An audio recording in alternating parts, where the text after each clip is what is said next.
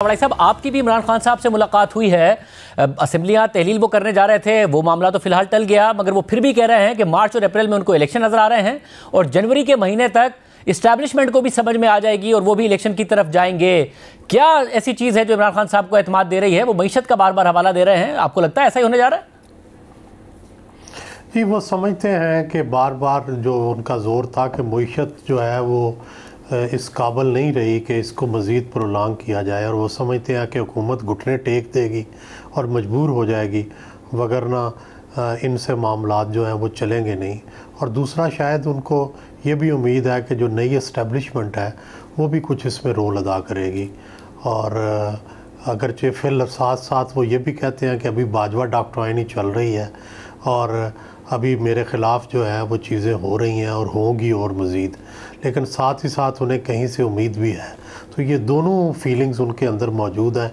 एक तरफ ये खौफ कि उनको नायल करार दे दिया जाएगा और दूसरी तरफ ये उम्मीद कि जो इकॉनमी है और जो मुल्क की पॉलिटिकल सिचुएशन है ये इस्टेब्लिशमेंट को फोर्स करेगी कि वो नए इलेक्शन जल्दी कराए। और आपको मौजूदा हालात में क्या खान साहब की उम्मीद बराती नज़र आती है या जो उनका खौफ है वो दुरुस्त है, ऐसा होने जा रहा है?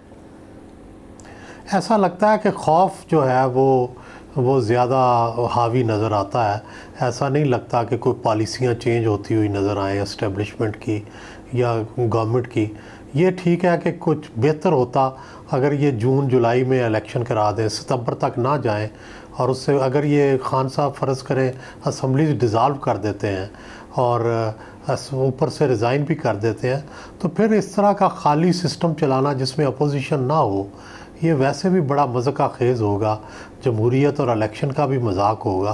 तो फिर जितनी जल्दी हो इलेक्शन करवा देने चाहिए। मगर क्या ये हो पाएगा कि पंजाब असम्बली वाकई तहलील हो जाए, या ये मुश्किल होगा इमरान खान साहब के लिए तहलील करना?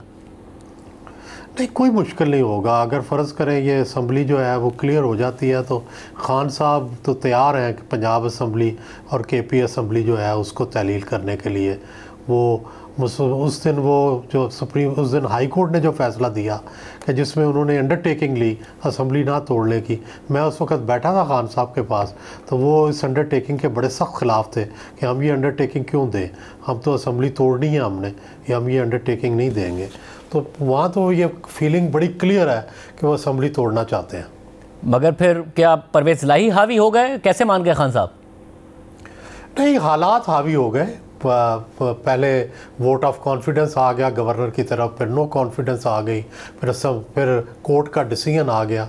तो ज़ाहिर है इस वक्त की जो इस्टेब्लिशमेंट है और इस वक्त की जो हुकूमत है वो नहीं चाहते फ़ौरन इलेक्शन, तो इसलिए उनके रास्ते में ये रुकावटें तो हैं, लेकिन वो कहते हैं कि जब भी ये रुकावट हटेगी मैं फ़ौरन असम्बली तोड़ दूँगा और KP भी साथ ही तोड़ दूँगा। और एक और बात, भाई साहब, वो बार बार इस बात का गिला करते हैं कि जी इख्तियार मेरे पास नहीं था, इसलिए जो मेरी हुकूमत की नाकामियाँ हैं उसका ज़िम्मेदार भी मैं नहीं हूँ। वो पिछली इस्टेब्लिशमेंट को ज़िम्मेदार ठहराते हैं, जनरल बाजवा को ज़िम्मेदार ठहराते हैं, मगर वो फिर कह रहे हैं कि मुल्क अगर ठीक हो सकता है तो ISI ही सारी कार्रवाई करे, मनी लॉन्ड्रिंग के ख़िलाफ़ भी करे, रूल ऑफ लॉ के लिए भी करे, रियल इस्टेट माफिया के ख़िलाफ़ भी कार्रवाई करे, ये सारे काम ISI ही करेगी तो फिर मुल्क आगे चल सकता है। एग्जैक्टली क्या चाहते हैं वो? कंट्राडिक्शन है उनके बयानात में बहुत ज़्यादा। मैंने यही जो कंट्राडिक्शन है इसका उनसे सवाल पूछा था। मैंने कहा भाई सारी जो रवायती दुनिया भर की रवायती सियासत है वो ये कहती है कि अदारों का कोई मुदाखलत नहीं होनी चाहिए। आप मुदाखलत भी चाहते हैं और उन्हें न्यूट्रल भी चाहते हैं। तो ये बात तो कहते हैं कि देखें पाकिस्तान एक दूसरे मुल्कों से अलग मुल्क है, यहाँ की जो इस्टेब्लिशमेंट है वो इतनी स्ट्रांग है कि आप उसको आउट नहीं कर सकते, और आप आउट नहीं कर सकते तो उसकी मदद लें और उसकी मदद से जो है आप करप्शन को और मनी लॉन्ड्रिंग को ख़त्म करें। तो उनकी सोच में और जो हमारी रवायती सियासी सोच है इसमें बड़ा फ़र्क है। हम तो ये कहते हैं ना कि भाई या तो फ़ौज के बिल्कुल मुदाखलत नहीं होनी चाहिए, जब मुदाखलत हो तो उसको हम जमहूरियत के ख़िलाफ़ समझते हैं। खान साहब ऐसा नहीं समझते। उनका जो जमहूरी सांचा है, जो भी जमहूरी खाका है, उसमें फ़ौज का रोल मौजूद है। अच्छा, मगर यही मॉडल था जो पौने 4 साल उनकी हुकूमत थी, वो मॉडल नाकाम हो गया, मगर वो चाहते हैं कि अगर आइंदा भी हुकूमत मिले तो उसी मॉडल के तहत आगे चलें। नहीं, उसमें चाहते ये हैं कि बास मैं हूँ, वो कहते हैं कि पहले बॉस जो थे वो पहले बाजवा साहब ज़्यादा स्ट्रांग थे, अब वो खुद बॉस बनना चाहते हैं, वो खुद स्ट्रांग होना चाहते हैं और वो चाहते हैं अदारे उनकी मर्ज़ी पे काम करें सब। और जिस तरीके से इदारों ने उनकी मर्ज़ी से काम किया था, आपके ख्याल में दोबारा उनको ये सहूलत मैसर आ सकेगी?